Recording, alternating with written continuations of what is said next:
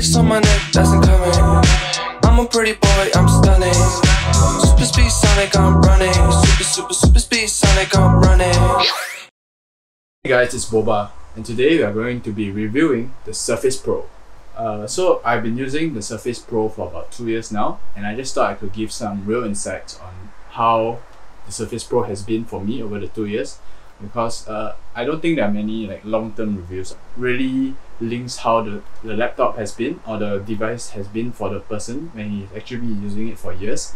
So I just thought I'd just put this out there for you guys to have a better insight on what having the Surface Pro is actually like as a note-taking device for university. For my Surface Pro, these are my specs.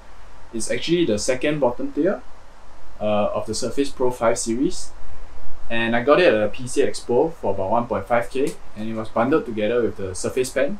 So why I decided to get a Surface Pro for university is because I didn't want to carry like thick stacks of notes around like I did in junior college. I was expecting university content to be more, and boy was I right. It would have been too impractical to carry so many stacks of notes, but at the same time I wanted to still be able to have the option of handwriting my notes and sometimes being able to type down my notes. So the Surface Pro 5 at that point in time provided the best solution and allowing me to have the best of both worlds of being able to handwrite and type my notes. So in addition to having hybrid note-taking capabilities, I wanted to be able to use a full computer at the same time. So that means having a full operating computer system where I could do more than just note-taking, such as easily surfing the net, playing games, downloading stuff easily, transferring it over to other devices, and I guess video editing. So at that point in time, the Surface Pro seemed to be the best solution for me, and I just decided to get it at a PC Expo since it was it was a discount, so it was quite affordable as well. Meanwhile, this is how my Surface Pro experience actually went down. A handful of other friends and I got a Surface Pro, and we used it together in university.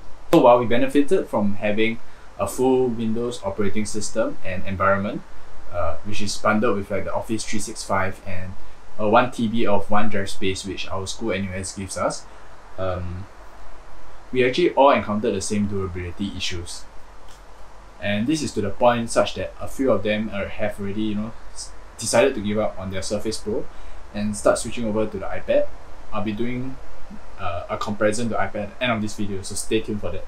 These are the list of durability issues that we all encountered. So the very first one, which is also the most important one, is that we all encountered charger failure issues. When we plugged it in, it just won't charge our laptop. I have no idea why. The second problem that we all encountered was with the Surface keyboard. As you can see, it's made of fabric. So for all of us, this fabric tore, and it made the whole user experience of the Surface Pro very unaesthetic and unpleasing, because it makes your laptop look so run down, and it's not what anybody wants. So the third problem that we all had was with the Surface Pen.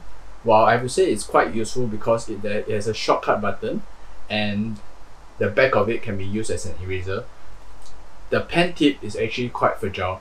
So when we accidentally dropped it, straight away the pen tip just broke, making it very hard to use.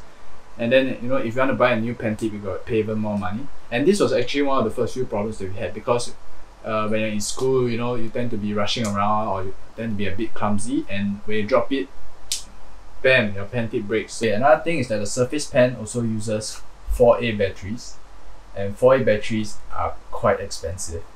So it's like 2 for $5. That's the price of using this pen. The Surface Pro battery also deteriorated for us quite fast. So at the start, it lasted quite long. It can go a day or two without having to charge it. But soon, it could only last a day. So we felt that our Surface Pro battery life actually dropped quite a bit. So now I'll go through the note-taking experience with the Surface Pro, and I have to say it wasn't the smoothest.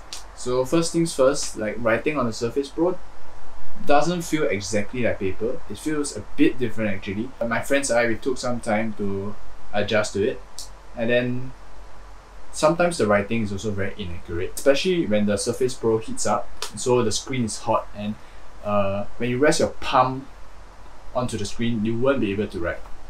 So you imagine having to lift your, let me just show you guys, Imagine having to write like that. It's totally uncomfortable. I mean, you wouldn't do that with a piece of paper, would you? So in addition to the writing feel and experience, OneNote and Microsoft Word are both a bit buggy. OneNote from time to time tends to freeze up and just crash. Well, Microsoft Word isn't the most smooth when you change it over to handwriting. Sometimes it takes a while for it to load your drawings as well. So the main two apps, or the main two Microsoft apps which you use to take down notes, are not the smoothest and most polished as well, and that kind of sucks when you buy this to take notes. But I would like to give it to Microsoft because their customer support is actually excellent. It's good. The reason why I still have a functioning charger now and still have a very nice fabric keyboard now is because they are very nice in handling these issues when I reported it to them. But then I don't want to be contacting the customer support so often after getting a Surface Pro. It just shows that the Surface Pro, or at least the Surface Pro 5, is not as polished as advertised, and I just hope Microsoft fix it in their succeeding models. Durability and note-taking experiences aside, I just touched a bit on performance. So maybe this is because I got the second lowest tier. The computer is a bit slow in my opinion.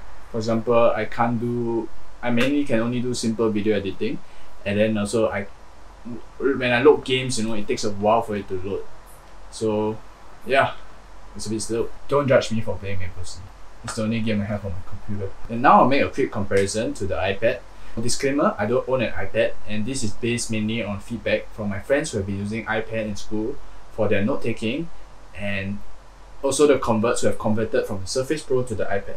For note-taking on iPad, the user experience is generally smoother, and it feels more like paper, so it's very easy to adjust. I tried it myself as well. Wow, smooth. But you have to pay for the most recommended note-taking app, which is apparently Notability. Another important thing is that the iPad has a better battery life than the Surface Pro. However, the iPad OS is not equals to a full computer OS. Outside of note-taking, your usage will be limited to just an iPad. So in conclusion, I'm not gonna lie, I love the idea of a Surface Pro, like full Windows laptop with note-taking capabilities. But then I'm quite disappointed with the actual performance. I had expected the Surface Pro to be more seamless, more smooth, and more durable as well. In general, the Surface Pro is definitely better than a normal Windows laptop when it comes to note-taking. So if you're on a tight budget and you want to have a full Windows computer and at the same time be able to take notes, you should consider Surface Pro. If you happen to need more power after that, you can build a desktop, or you could consider the Surface Book or Surface Laptop as well. If you don't care about Windows, you just want a smooth note-taking experience, you want to feel like you're carrying a digital stack of notes wherever you go, I would say the Apple iPad with the Apple Pencil has to win hands down. If you want to have a full computer experience, you can always top it up with an extra MacBook. Thank you for watching this video. I hope this video has shed some light onto how the Surface Pro has been for me. And if you're considering getting it for university or work, to take notes, how it may be for you as well. Okay guys, and if I get miraculously sponsored to use an iPad after this video, hit the like and subscribe button if you want to see me do a review on it. Okay, thanks so much for watching. Bye.